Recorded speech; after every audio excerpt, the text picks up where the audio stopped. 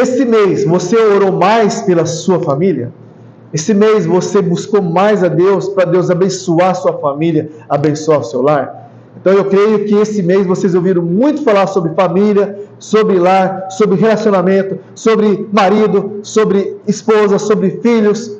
Então, família é um projeto de Deus, projeto que nasceu no coração de Deus. Você vê isso lá em Gênesis, né? Deus falou assim: não é bom que o homem esteja o quê? Sozinho. Vou fazer uma empregada, uma pessoa que vai cuidar, não é empregada? Vou fazer o quê? Uma escrava, a escrava. Vou fazer uma escrava que ela vai trabalhar. Não, vou fazer uma ajudadora, adjuntora, uma auxiliadora. Então a mulher, nossa esposa, é a nossa companheira. Ela está lá, né? Na luta, na alegria, na tristeza, juntos, até que a morte separe. Amém? Então, fique junto com a sua família e Deus vai te dar presentes aos filhos amados para você criar eles no temor do Senhor. Mas, como eu falei, sozinho não fazemos nada. Como casal, como uma equipe, trabalhando junto, você vai ter uma família forte. E eu até falei para o pastor, lembra, pastor? Família forte, igreja forte. Vocês ouviram isso? Família forte vai ser uma igreja forte, uma igreja com princípios, uma igreja com padrão, uma igreja que ama a palavra de Deus e obedece à palavra de Deus. Pastor, me corrige aqui, tema geral. Eles sabem qual que é? Nesse mês inteiro, vocês falando, pastor, isso é normal, às vezes tem que falar, tem que repetir, o povo gravar. Mas qual que é o tema geral? Isso, juntos, né? Isso, Então eles ouviram aqui, agora vamos repetir novamente, uma só voz, falar junto, retomando o caminho, tá bom? Então, 1, 2, 3. Retomando o caminho. Opa, olha, juntos. Agora ficou bom. Então, retomando o caminho, voltando o caminho, mas não sozinho, juntos. E o pastor passou para mim o tema da mensagem. E esse tema é um tema muito desafiador, o qual não só algumas famílias aqui estão passando, mas em geral, famílias do mundo inteiro estão passando sobre isso. Então, retomando o caminho juntos, hoje o nosso tema, vamos falar o sofrimento que as famílias passam. Sofrimento que as famílias passam. Preste bem atenção à frase que eu falei. Sofrimento que as famílias não fica, vai passar. Você tem que crer, vai passar. É uma fase e Deus vai fazer algo bom, algo melhor para a sua família. Eu queria deixar um texto base, não sei se tem como colocar aí, conhecido, Salmo 127, verso 1. Salmo 127, verso 1.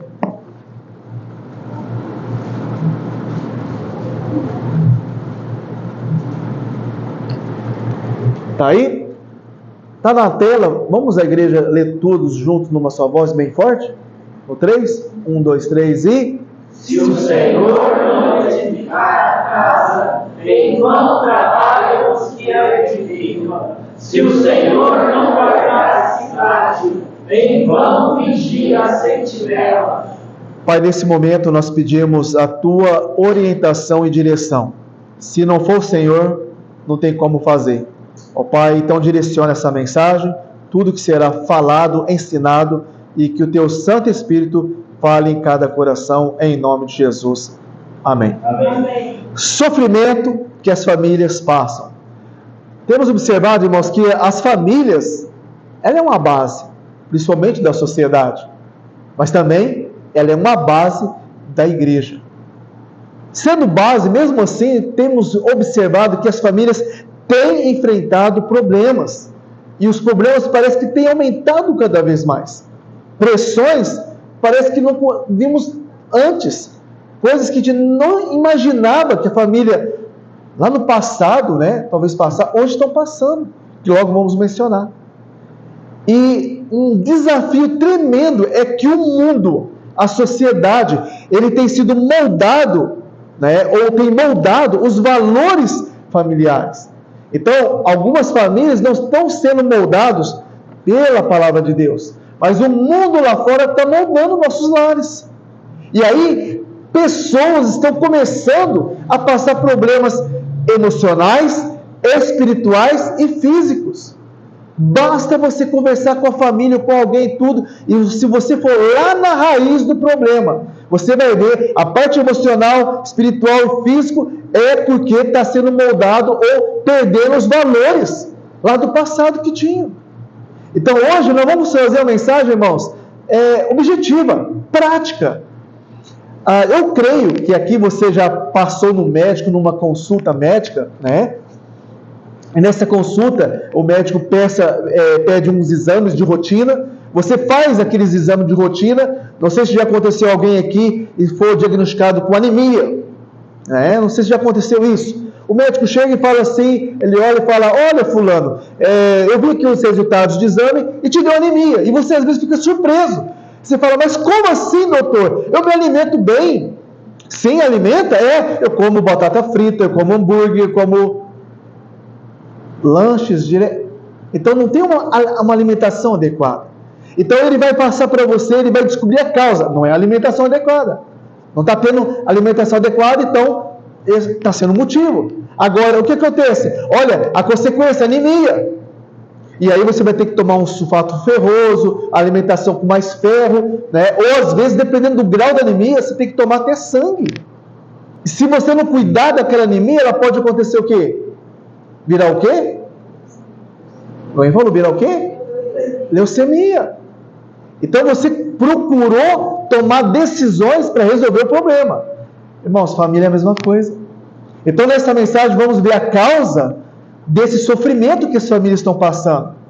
E aí na causa você vê as consequências para as famílias. E além de ver a causa e a consequência, nós temos que ter a solução, né? Porque o médico ele te passa para você a alimentação, mudar assim. E também nós vamos ver para resolver o problema, que é a nossa receita.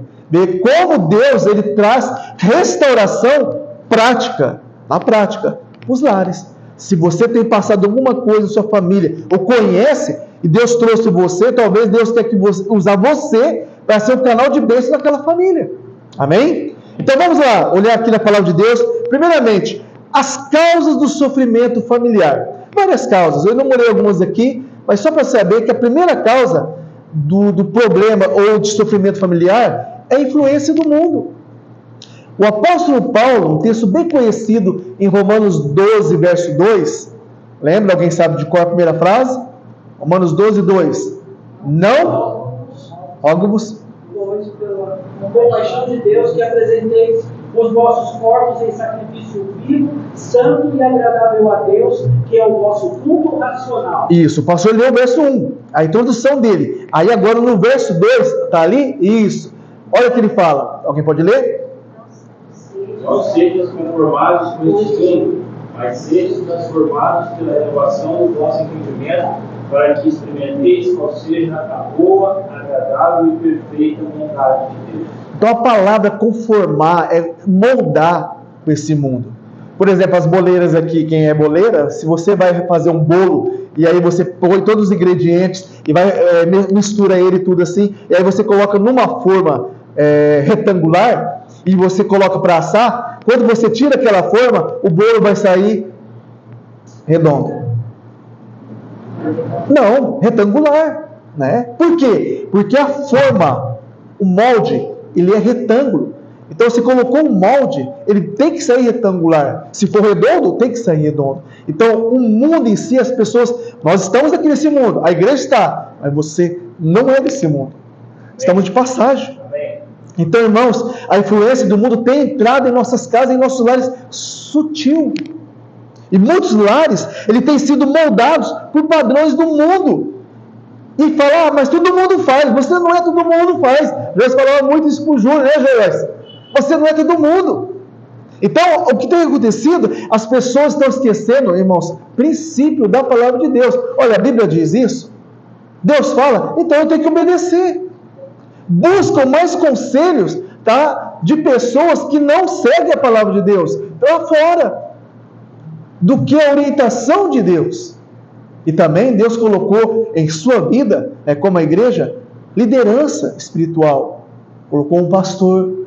Louvado seja o Senhor, né? Aqui tem um pastor. Amém? Amém. Muitas igrejas não têm um pastor, mas tem um líder espiritual. Esse líder espiritual é aquela pessoa que tem um pouquinho de experiência a mais do que aquela pessoa que está nova na fé. E ele, através de Deus, através de buscar o Senhor, vai te orientar através da palavra de Deus. Então, busca uma orientação de uma pessoa com experiência de vida cristã. Mas as pessoas estão buscando lá fora. Vamos ver o que outra pessoa diz, talvez um outro profissional. Não estou desqualificando o profissional. Mas busque primeiramente a orientação de Deus. Depois, se você está numa situação crítica, ruim, você vai ter que buscar uma orientação do profissional. Principalmente um profissional que teme ao Senhor. E aí o que tem acontecido? Pessoas vai empurrando com a barriga, vai deixando as coisas. Qual que é a solução? Casamento, conflito, problemas. E aí, aquela frase conhecida lá do passado, quando você casou, talvez seus 10, 15, 20, 30 anos atrás, foi quando o pastor perguntou e falou assim: olha, vocês vão ser fiéis, vão estar juntos até que a dívida separe. Não, vocês vão estar juntos até que falta de compatibilidade. Irmãos, eu conheci um casal, pastor, ele separou da esposa porque não era mais compatível. E crente, cristão, eu acho. Então, irmãos, o problema, a pessoa passa, enfrenta, a solução, divórcio. Pessoas já estão no primeiro casamento, no segundo, terceiro, quarto, e vai piorar. Crises conjugais. Casais, eu conheço. Como pastor, eu posso falar o fato. Na ética não podemos falar o nome, né, pastor? Na ética. Mas eu conheço casais cristãos que estão juntos na mesma casa, mas estão separados. Estão separados. É fachada. É casca. Então, crises conjugais e não procura ajuda. Conheço um também que fala assim: está muito superior. Pastor, não precisa de ajuda, porque é a quarta pessoa da Trindade. Então, não preciso de ajuda. E o casamento é fachada. Negligência na criação dos filhos. Você sabe muito bem que quando nasce uma criança, uma alegria para a família. A Carol, né? A Carol está grávida. Logo, Deus vai permitir chegar aqui esse bebezinho, né? Como cada irmão que já teve um bebezinho, e aí depois ela vem aqui para o culto, e aí quando chega no culto, todo mundo feliz, contente, com a criancinha, né? Fala, que bonitinho, eu desconfio, bonitinho, né? Olha assim, parece a cara de joelho, mas tudo bem, bonitinho. O pai é tudo bonito, é tudo lindo. Aí vai falar para o pastor: pastor, nós vamos fazer a apresentação. Você é acostumado a saber a apresentação. Você sabe muito bem que nós não batizamos, né? A regra, eu creio que o pastor já falou isso. Lá em Barretos eu sempre repito: olha, a criança ela não tem consciência sobre o batismo. Para batizar, a pessoa tem que entender que é pecador, batismo é um símbolo, sepultamento, morte, ressurreição, aquela coisa. Mas o que nós fazemos com o bebezinho? Nós apresentamos, porque isso é o que? Princípio bíblico, tá vendo? Nós apresentamos porque Ana apresentou Samuel, né? Jesus foi apresentado no templo, tem toda aquela liturgia da apresentação. Só que é algo delicado, irmãos, porque quando está o pai e a mãe aqui, eles, diante de Deus e diante da igreja, diante do testemunho, estão se comprometendo de educar aquela criança no caminho do Senhor. E aí eu já apresentei criança e os pais, sumiu. E isso Deus vai cobrar daqueles pais. A minha parte eu fiz, né? Então eu sinto muito assim, um peso no coração, porque a apresentação é muito importante.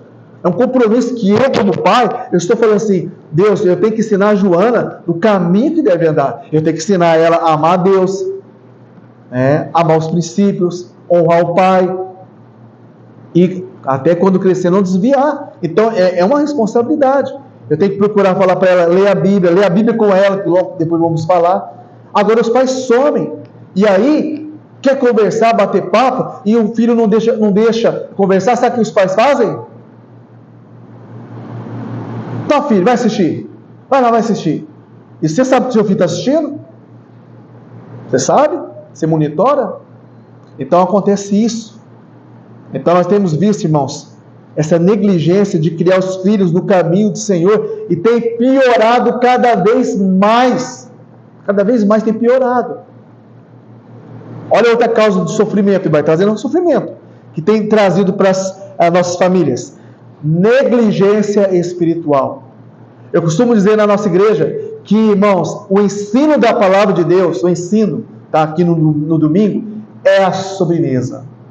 O ensino aqui, a pregação que você ouve do pastor, do missionário, é a sobremesa. Mas o arroz, feijão, a leitura da Bíblia é de segunda a segunda. É em casa. É você ler a Bíblia todos os dias. Então, muitos têm abandonado a prática fundamental da vida cristã.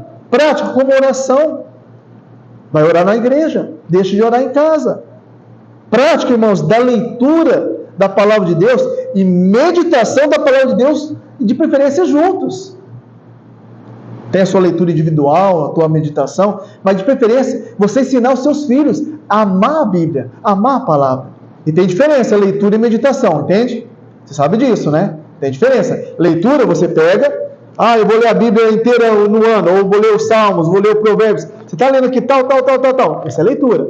Meditar é gastar tempo. Meditação da palavra de Deus é você pegar e estudar ela.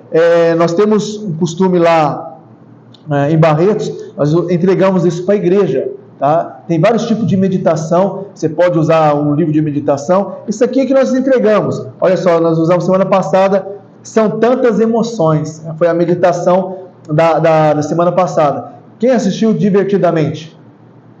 Conhece, né? A meditação está aqui, ó, sobre as suas emoções. Então nós vamos trabalhar, por exemplo, no primeiro dia, emoções inconsequentes. Então, meditar na palavra, você vai ver aqui entendendo, vai depois ter um desafio de memorizar a palavra, que você vai ensinar aos seus filhos. E nossas crianças, irmãos, a cabeça é boa demais. Eu lembro que quando era mais novo, né, algum tempo atrás, só um pouquinho, você decorava fácil. Agora tem hora que eu olho assim e olho para a Joyce, qual que é o teu nome mesmo? A gente acaba esquecendo. Então, pega as cabeças fresquinhas das crianças, coloca a palavra de Deus, faz concurso, só se decorar você vai ganhar um brinde, um prêmio. Coloca a cabeça deles a palavra de Deus. Porque aquela meditação você está entendendo, memorizando, tira a lição daquele assunto. Depois que você tirou a lição, você vai decidir a mudança e vai orar para Deus te ajudar. Isso aqui é meditar. As pessoas não estão lendo, meditando, não estão gastando tempo na palavra, mas estão gastando tempo em celular, em TikTok e assim por diante. E está tendo na cabeça o quê? Outra coisa, frequência aos cultos. Irmãos, eu sei, muito desafio, né? Mas as pessoas, infelizmente, têm deixado de vir à igreja por pequenas coisas, coisa insignificante. Dor de cabeça, a irmã está passando mal. Mas às vezes é uma dorzinha que você toma um de pirona, alguma coisa, melhora. Às vezes é indisposição. Às vezes eu chego em casa e falo assim para a Joyce, eu não queria ir na igreja hoje não, né? Não quero ir na igreja, mas você tem que ir na igreja. Porque você é o pastor, mesmo, tem que ser exemplo. Não tem jeito, ele mora dentro da igreja. Então, não é porque o pastor, você acha que o pastor tem vontade de ir todo culto, né, pastor Daniel? Todo culto quer vir na igreja? Não, mas eu tenho que ir. Por quê? Olha, irmão, princípio. Não deixando a vossa congregação, como é costume de alguns. Então, participa. Tá? Isso aí nós estamos falando que negligência espiritual vai causar uma hora um problema familiar. Vai causar. Então, quando a base espiritual, estamos falando, é enfraquecida, os problemas vão aumentar cada vez mais. Vai ficar cada vez mais intenso. E aí o filho é rebelde. Não obedece os pais. Aí chega, vai lá conversar com o pastor. E quer que o pastor muda? Não tem poder, você é a autoridade do seu filho. E a Bíblia fala, olha, cuidado, um abismo puxa outro abismo. Corta agora, resolva agora, porque vai afundar. Amém? Outro problema, a cultura do individualismo. Você notou que cada membro da família vive por si? Cada um vive por si. E, mais uma vez, está aqui, vou deixar aqui, Cada um está lá na sua família, tudo. Antigamente, a gente sentava em volta da mesa, né, para bater papo. Antigamente. Hoje, todo mundo senta em volta da mesa, mas que jeito? Celular. Às vezes o Júnior fala assim... eu entendi direito. Não, fica quietinho aí. Às vezes o Júnior fala assim, eu vou fazer um grupo para a gente poder conversar. Em volta. Irmãos, muitos têm priorizado desejo pessoal ao invés do bem-estar da família e do todo. É uma luta isso, e tem acontecido. Esses dias eu estou falando de exemplo nossa família. Estávamos procurando almoçar com a família, junto lá no Pastor Paulo e Maísa, aí reúne todo mundo. E aí estava todos lá, e a maioria com celular, menos eu estava sem celular. Ah, pastor, você é bom? Não, é porque estava descarregada a bateria, né? Então eu estava lá carregando, mas todo mundo com celular, tá? Não tem mais diálogo, não tem mais conversa. Eu achei engraçado, o pastor Paulo falou assim, como é que foi a semana? Aí um olhou para o cara do outro, não sabe dialogar. Então a cultura do individualismo. Então falamos sobre algumas causas, né? A influência do mundo, negligência espiritual, não está vigiando, não está cuidando, e ser individual. Cada um por si, cada um se vira. E isso tem criado problemas na família. Agora, pastor, eu vou tocar. Tudo bem. Agora, quais são as consequências do sofrimento familiar? Algumas consequências. Primeiro, problemas emocionais e psicológicos cada vez aumentados, irmãos. Eu até notei aqui para contar um caso aqui, uma ilustração, que me chamou a atenção essa semana que eu estava vendo uma reportagem. Depressão, ansiedade tem aumentado em nossas famílias. Quem é ansioso aqui? Obrigado, Di. Ninguém é ansioso aqui? Uma ansiedadezinha é boa, tá? Para viajar, férias, tudo. O excesso de ansiedade, aí é preocupante, tá? Entendeu? Ansiedade, né? A gente estava dirigindo para cá, a gente fica ansioso de chegar, tudo. É bom. Mas, ai meu Deus, ansiedade, aí se eu sair daqui, só pensar coisa ruim, é perigo. Depressão, as pessoas têm cada vez aumentado. E não é porque você é crente cristão e não passa por depressão. Passa sim. Toma cuidado com isso. Tá? Não brinca. Síndrome do pânico. Conheço um pastor que estava com síndrome do pânico. Pastor. Pensamentos suicidas. Você sabia que dependendo do remédio que você toma, dependendo a dose, pode trazer pensamento suicida? Ajuda uma coisa, piora a outra. E tem afetado, meus irmãos, membros da família. A reportagem que eu falei que eu ia mencionar, eu vi essa semana, não sei se alguém ouviu falar, daquele cantor J Neto. O cantor J Neto é bem antigo, tem bem tradição, bem os tradicional. Ele tem a voz, lembra do Roberto Carlos. Você já ouviu? Você viu essa semana a reportagem do filho dele de 15 anos? Acharam o filho dele de 15 anos morto. Causa desconhecida. A reportagem. Esse menino, ele passava com um alto índice de depressão. Ele sofria de um alto índice de depressão. Quantos anos? 15 anos. Irmãos, 15 anos eu soltava pipa. 15 anos eu jogava biroca. 15 anos. Eu nem sabia que era isso, depressão. Eu ficava deprimido quando eu apanhava da minha mãe, né? Eu fazia arte. Aí eu ficava deprimido, ficava triste, castigo. Mas 15 anos. Nossas crianças estão passando por isso. E isso reflete, sabe o quê? Tem refletido o vazio deixado pela ausência de Deus como centro do lar. E aí você faz uma reportagem e pergunta, como é que está Deus na vida dessa família? E aí leva um outro problema.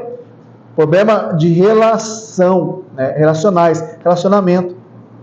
Como eu falei, casamentos em crise. Crise de casamento, irmãos. Diálogo, ele é substituído por brigas, discussões e silêncio. Casal fica brigado, não conversa com o outro. Misericórdia, pastor. A Bíblia fala, não se põe o sol sobre a vossa ira. Não termina o dia, vai lá, conversa, resolve o problema. Eu fiquei bobo, né? Bobo. Conversei com a Joyce de saber, de conhecer casal com problema, como eu falei no começo da mensagem. Estão separados dentro da casa. Casal crente. Vai converter. Porque não é nada de crente, não. Pelo amor de Deus. Porque o crente ele é transformado, o crente ele é mudado. Ele tem mudança de vida, irmãos. Eu falei hoje na classe dos homens. Ó, você foi salvo para ser transformado. Para ser diferente. E aí, você fica igual ao mundo, igualando. Porque lá no mundo a pessoa age dessa forma. Ah, eu vou agir. Casal brigando. Homem, tá? Usando a força, braço, para bater na esposa. Um camarada desse tem que apanhar. É tirar nossa parte de pastor. Não, você vai bater em mulher? Eu já falava assim, denuncia um camarada desse. Denuncia. Mas, cadê o temor a Deus? Cadê a mudança? Cadê a transformação? Problemas, né, relacionais, pais que não têm tempo para filhos. E aí resulta crianças e jovens desorientados espiritualmente. Então, eu sei que é aquela correria, nosso trabalho, mas a gente tem que tirar um tempinho. É uma luta. Tá? Eu coloco no lugar. Eu preciso procurar um tempo, de tirar um tempo. Sair com a Joana, sair com o Júnior. O Júnior tem sua vida, é casado, mas a Joana é a minha filha em casa. Eu preciso tirar um tempo. Eu fico olhando para ela, né, e falo, nossa, preciso sair. Eu sei que quando eu saio assim diferente, aparece e fala, ixi, papai está doente, alguma coisa, será? Né? Será que vai morrer, né? Então, mas temos que tirar um tempo para o nosso filho. Né? Aí ela veio para cá junto, vamos lá, vamos sair. Mas tem acontecido isso, irmãos. Não estão tendo tempo para os nossos filhos. E aí, você sabe quem está em tempo para o nosso filho? Nós compramos um melhor celular. Ó, papai deu para você, tá? Ou um videogame. Não estou falando de você não comprar uma roupa, tudo, mas substituir, aí é errado. E aí, o outro problema espiritual. Irmãos, quando as famílias elas abandonam o altar de Deus, o inimigo ele vai achar uma brecha que ele precisa encontrar para acabar e destruir o seu lar. Não brinca com o diabo, não brinca. Conversei com uma pessoa passando por um problema familiar. A situação está tão grave que eu falei para a Joyce que eu fiquei mal, eu fiquei ruim. Eu sinceramente, eu não sei como me ajudar. Eu falei assim, olha, primeiramente eu não vou dar a resposta, não vou falar nada, eu vou orar. Eu vou orar por você. Mas a pessoa abriu o coração e falou assim, pastor, eu passo um problema já faz muitos anos. Muitos anos. Então olha só. E ela já deu a dica. Irmã Vanessa, ela passa um problema com o esposo muitos anos. Por que não tratou lá atrás?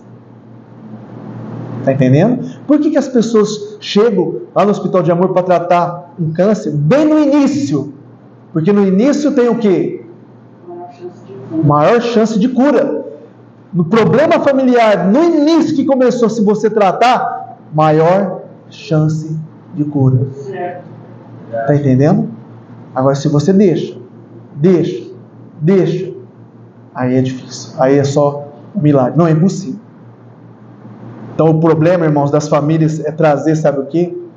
Eu tenho notado, até comentei isso com a Joyce. Problemas hoje em dia, geral, é trazer os pecados dos pais, né, lá do passado para hoje. Preste atenção nisso, é muito importante. Pelo menos, se você lembrar-se da mensagem, essa parte, a sua família pode mudar. Se meu pai foi omisso, eu vou ser. Meu pai tratou assim a minha esposa, eu vou ser. A minha mãe era assim, eu vou ser. Nada disso. Se você é salvo em Cristo Jesus, você é uma nova criatura, transformada, mudada, regenerada, tudo. As coisas velhas, esquece. Esse que tudo fez novo. Não é porque sua mãe, seu pai era, você tem que trazer para sua família. Está quebrado, em nome de Jesus, quebrou aquilo lá. Eu sou um exemplo disso. Meu pai, ele era alcoólatra. Meu pai, ele espancava a minha mãe. Meu pai, nunca ouvi uma manifestação de falar assim para minha mãe: eu te amo. Nunca ouvi. Só distrato. Eu tinha tudo para ser alcoólatra. Tinha tudo. Experimentei? Sim, experimentei bebida. Mas eu decidi, tá? A escolha de não seguir o caminho do meu pai. Amém. Louvado seja o Senhor que meu pai aceitou Jesus como Salvador. Amém. Aceitou. Mas ele plantou muita coisa. Minha mãe apanhou muito. Ela perdeu um dos dentes dela porque meu pai jogou uma panela de comida. Que ele não gostou da comida e jogou, bateu, quebrou o dente dela. Para vocês terem uma ideia. Então não é porque a família do meu pai era assim que eu ia ser. Agora eu falo, eu te amo para Joyce. Eu dou um beijo na minha filha e falo, eu te amo. Levo ela para a escola, eu te amo. Então eu quis decidir de ter um lar que ama a Deus. Um lar diferente. Um lar que as pessoas possam olhar e ver Jesus no meu lar.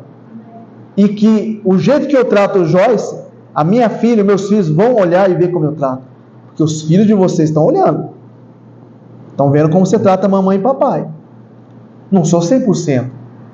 Às vezes tem algumas falhas. Às vezes eu fico nervoso, né? Mas eu tento me retratar e às vezes até pedir perdão para minha filha. Pedir perdão para minha esposa. Então não é porque o seu lar foi ruim, o seu lar tem que ser. E o seu lar tem que ser melhor ainda. Porque o seu lar é um lar que Jesus reina. Amém. Então tem que ter diferença. Amém. Irmãos, isso é prático. Não é fácil. Agora, homens principalmente, cuidado.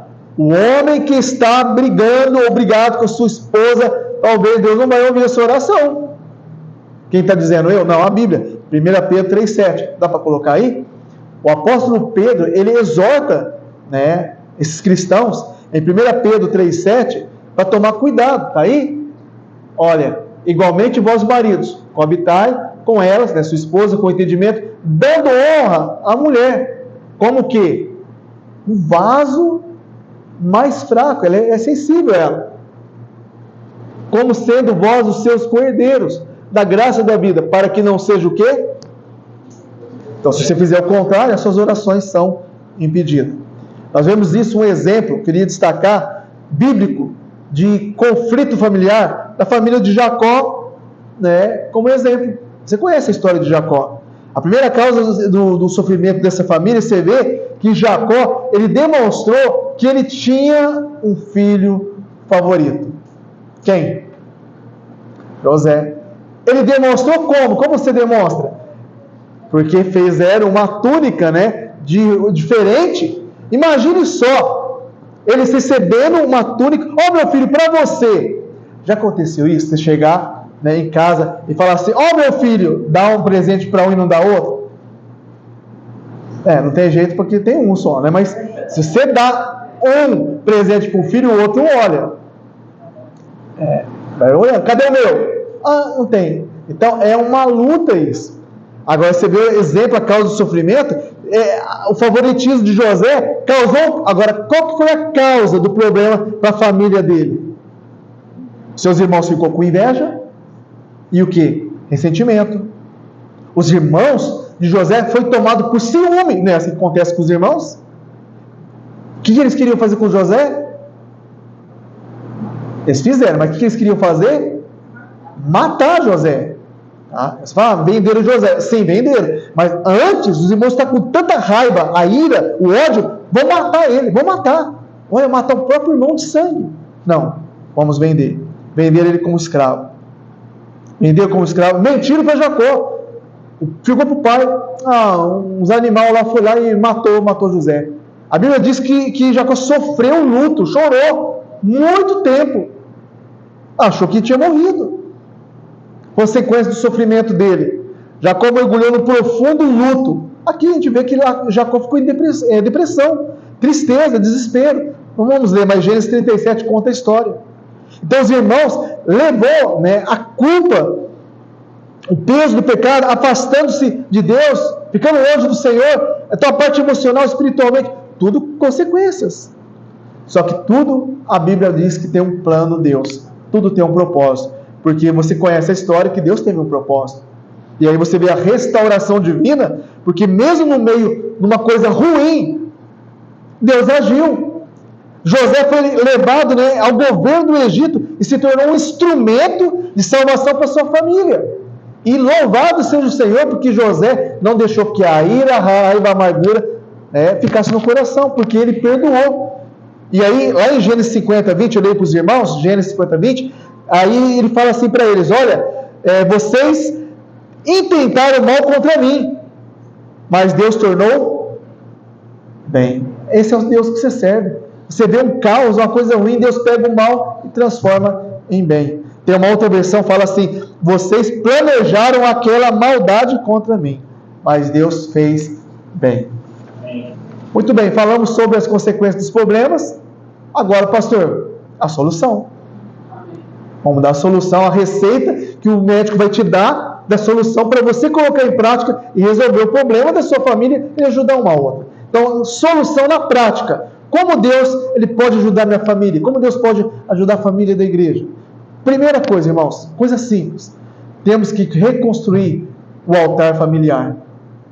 Ou seja, trazer novamente o passado, a oração, trazer a leitura da palavra, a meditação, trazer a prática diária do lar, da nossa família, juntos, se reunir e pelo menos tirar um tempinho de ler a Bíblia juntos. Criar momentos, irmãos, de adoração família. Agora nós vamos ter um culto rapidinho, vamos louvar o Senhor, vamos adorar.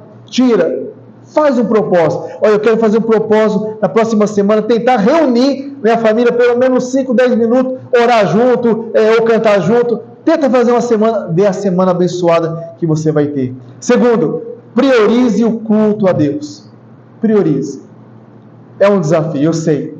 Muitos trabalham, às vezes tem um problema do horário de serviço, mas na hora que você tem o horário de culto, vai para o culto.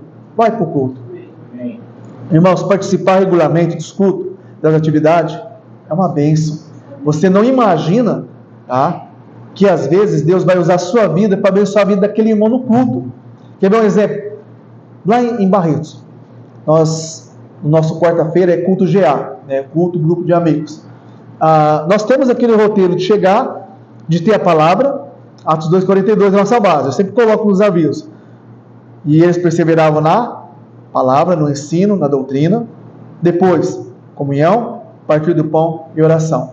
Eu tenho uma palavra muito rápida, é sempre uma palavrinha. Depois, separa.